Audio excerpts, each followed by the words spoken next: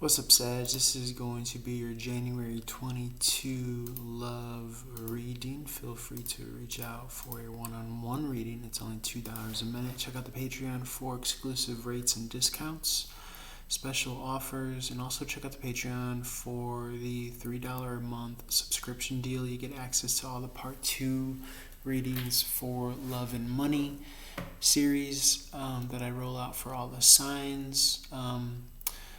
You're voting with your dollar, you're raising the vibe of the tribe, and you're doing good in the world by subscribing, because it essentially allows me to continue to put out high quality light and love frequencies into the world, into our reality, into the internet, so that people could kind of partake and be influenced in a positive way, in a healthy way, in a constructive way.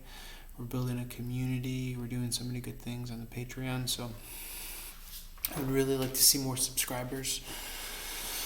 What else can I say? Reach out for a one-on-one reading. It's only $2 a minute. Feel free to like, share, follow, subscribe. Check out the Instagram and the TikTok, all that good stuff. And yeah, I think that's it. I think we could jump into your reading now, Sagittarius. Thank you for listening to my little commercial. January 22 love, spread of gratitude, your love and light, highest possible messages for Sagittarius.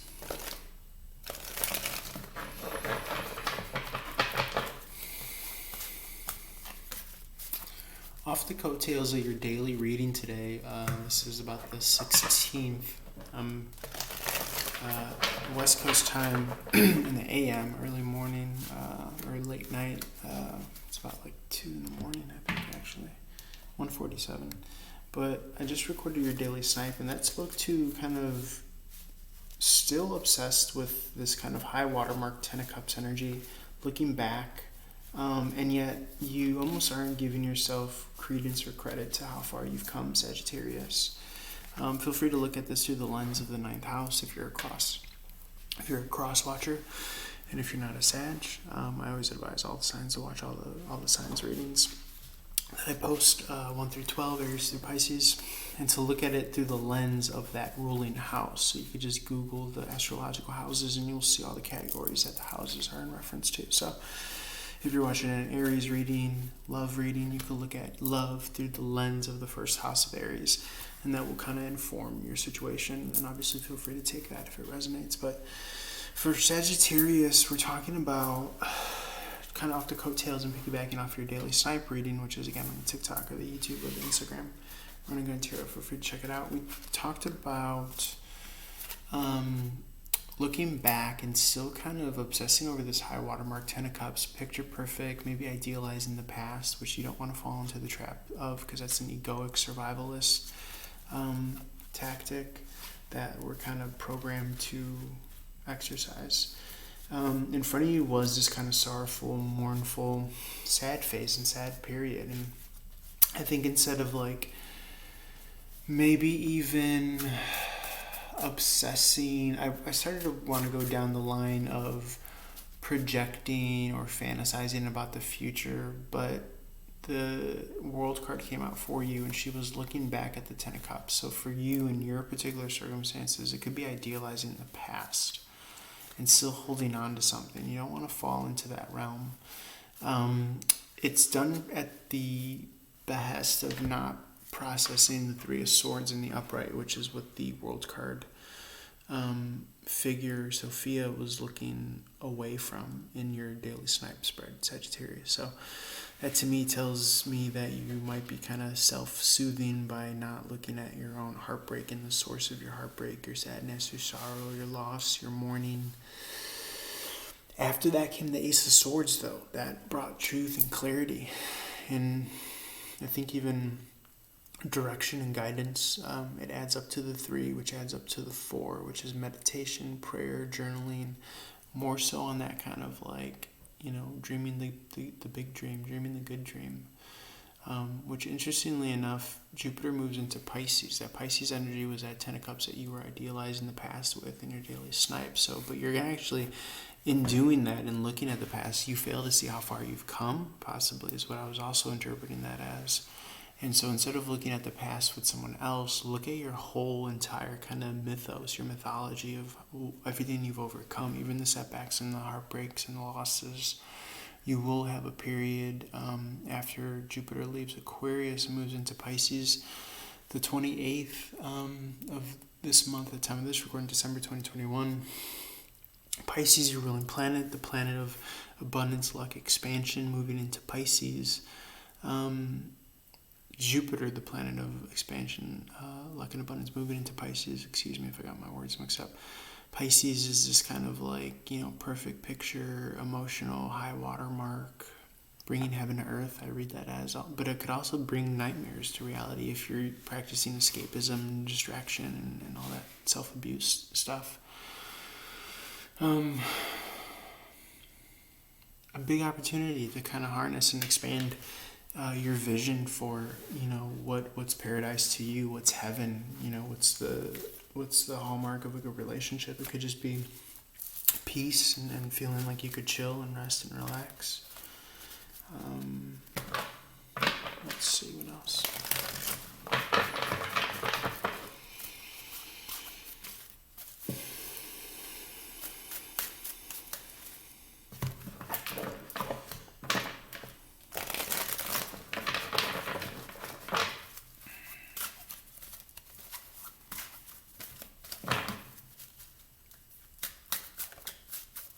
And then I guess the question begs, well, how do I do that? How do I bring heaven, on earth? And I think it's an inside job, first and foremost. I think you start with your kind of emotional patterns and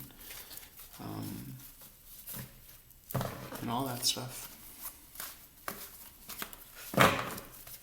Your mindset, the self-talk, being able to view objectively your own thoughts and realize that that's not who you are.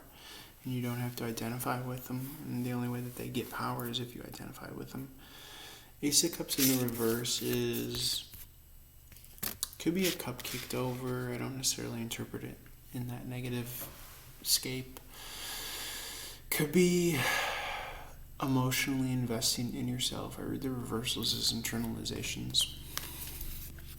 And again, with that meditation, that Four Swords that you're left with from your daily reading, that was more of a meditative, introspective energy, healing after the battle, lack of incoming communication, lack of newness with the Eight of Wands in reverse here. So taking this time to kind of just water yourself. It could feel like you're out of whack, like you're not in sync, like nothing's moving, like nothing's occurring, but just out of the blue, the Ace of Pentacles then emerges here. So I think you're on the upswing, especially when you're not afraid to kind of go in deep or not afraid to have long gaps of content in between your day-to-day. Not afraid to have long gaps of kind of stalemate, stillness, stagnancy. That Ace of Pentacles is coming, that offer. Ace of Wands in the reverse asks that you don't. Ace of Wands in the reverse says not a good time to start something new if you're really not, if your heart's not in it. Excuse me. If your heart's not in it, or if you're spread too thin, or if it's not on your priority list. With the Ace of Wands in reverse, I could definitely read that as you got the Ace and the Ace in reverse here, the Wands and the Cups, but you got the Pentacle in the upright. So it could be that you kind of are at the concluding phase of having manifest a financial or even a tangible love offer. With the Ace of Pentacles here, something that you really kind of worked on, chipped away at, with the Ace of Wands in reverse, and the Ace of Cups in reverse. Part of that not seeing like how far you've come energy.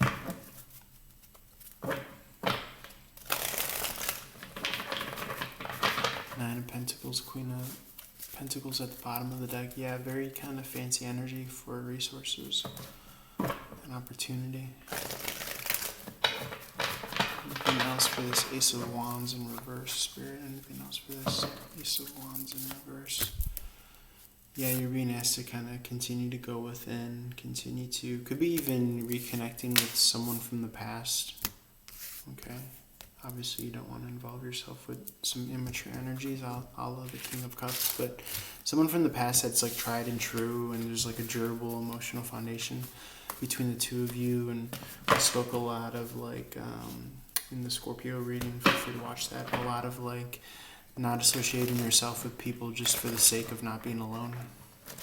So that's what I could see as well for you. And if no one wants to like take your offer, or no one wants to kind of meet you in the middle with your offer, and if there's not like a genuine interest, then that's how you know it's not for you. In love as well, and as well as business and financial offers. Okay, you won't have to kind of think twice. It'll be up your alley is what I'm getting, because the only thing that you're attracting now are potent offers that are really for you.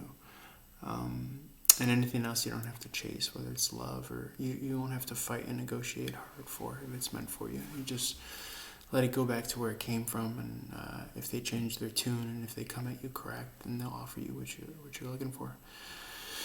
More so in the money department, but less so in the love, to be honest, because I think you do have to do a little bit of processing with love, with that whole looking back at the Ten of Cups and the upright energy that came out for you.